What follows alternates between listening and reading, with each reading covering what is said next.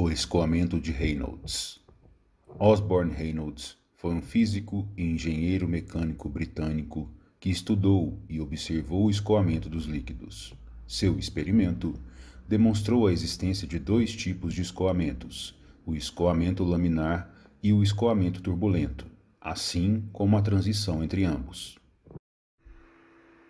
A experiência teve como objetivo a visualização do padrão de escoamento de água através de um tubo de vidro, utilizando o corante para realizar as observações. O fluido foi introduzido na entrada do tubo. Ao abrir a válvula de controle de vazão, ele observou dois escoamentos diferentes do corante. No primeiro, com a válvula pouco aberta, o corante seguia ao longo de linhas retilíneas de movimento do fluido, definido como laminar, e no outro, ao abrir mais a válvula, a velocidade do fluido aumentava e o corante inserido movia-se em trajetórias sinuosas, sendo definido como escoamento turbulento. Vamos entender um pouco da dinâmica de cada escoamento. No escoamento laminar, as partículas do fluido movem-se ao longo de trajetórias bem definidas, apresentando lâminas ou camadas, cada uma delas preservando suas características no meio. Elas viajam sem agitações transversais, mantendo-se em lâminas concêntricas entre as quais não há troca macroscópica de partículas. A viscosidade age no fluido, diminuindo a tendência de surgimento da turbulência.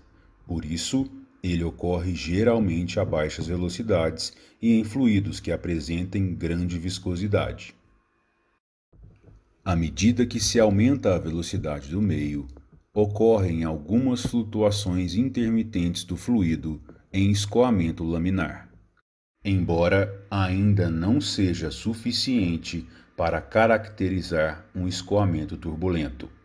Dessa forma, próximo ao ponto de vazão, ainda com velocidade baixa, o líquido está em escoamento uniforme. Mas à medida que a velocidade aumenta, devido à aceleração causada pelo empuxo do meio, atinge-se finalmente o regime turbulento.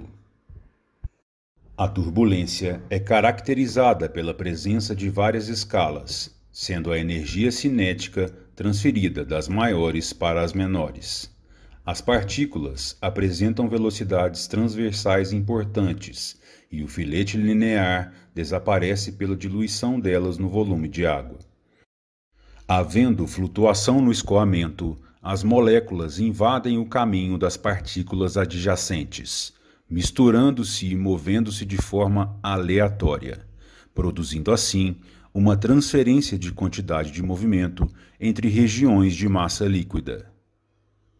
Após investigações experimentais e teóricas, Reynolds concluiu que os critérios mais apropriados para o tipo de escoamento envolvia a velocidade média, viscosidade dinâmica e massa específica do fluido.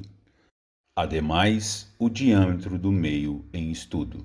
Dessa forma, sendo possível chegar na seguinte equação: o número de Reynolds é proporcional à massa específica do fluido vezes sua velocidade média e o diâmetro interno do tubo, sendo inversamente proporcional à sua viscosidade dinâmica.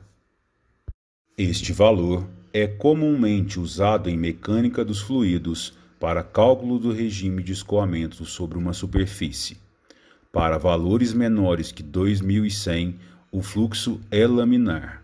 Para valores entre 2100 e 4000, o fluxo é de transição, e para valores maiores que 4000, o fluxo será turbulento.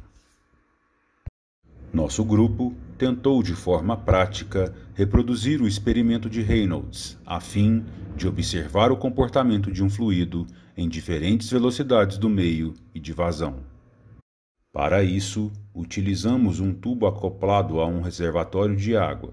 Na extremidade do tubo havia um mecanismo que nos permitia controlar a vazão da água. utilizamos uma seringa para introduzir no meio a solução com corante. Dessa forma, testamos diferentes vazões.